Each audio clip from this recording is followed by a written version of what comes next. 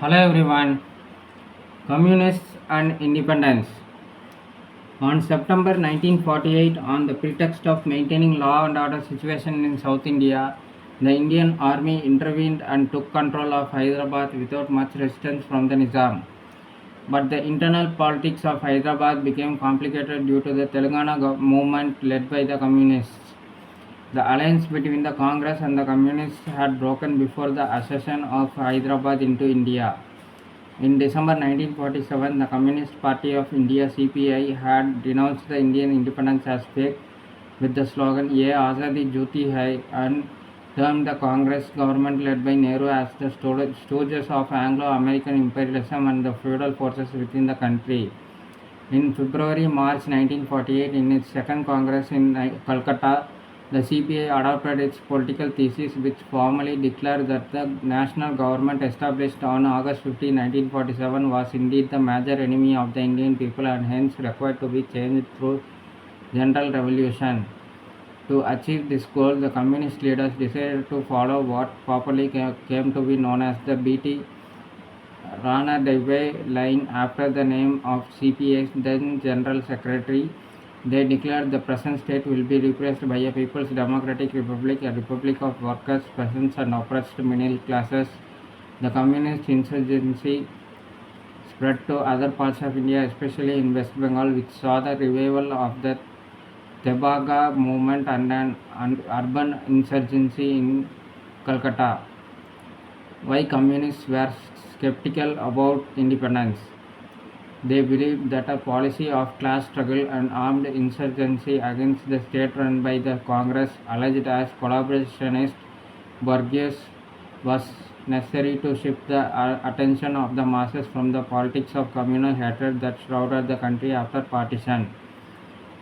The late 1940s and the early 1950s witnessed communist successes in Asian countries like China, Malaya, Indonesia, the Philippines, and Burma, Myanmar. In September 1947, Russia announced its Zarnov thesis as an answer to the Marshall Plan, encouraging more activism on the part of the international communist parties. The Indian communists thus geared up for an armed insurgency. According to Ramachandra Guha, the CPI leadership, encouraged by the initial successes of the Telangana movement, misconceived the scattered disillusionment with the Congress as revolutionary potential and thought this as the beginning of Red India. Shift from antagonistic strategy to constitutional democracy. The communist movement remained localized in Hyderabad and West Bengal. The mass support was sporadic and conditional as people were not ready to reject the Congress as so soon after independence. The government also decided to take stern action while in the Hyderabad region the Indian armed forces continued its police action. In West Bengal, the CPI was banned in March 1948 and in January a security act was passed to imprison the communist leaders without trial.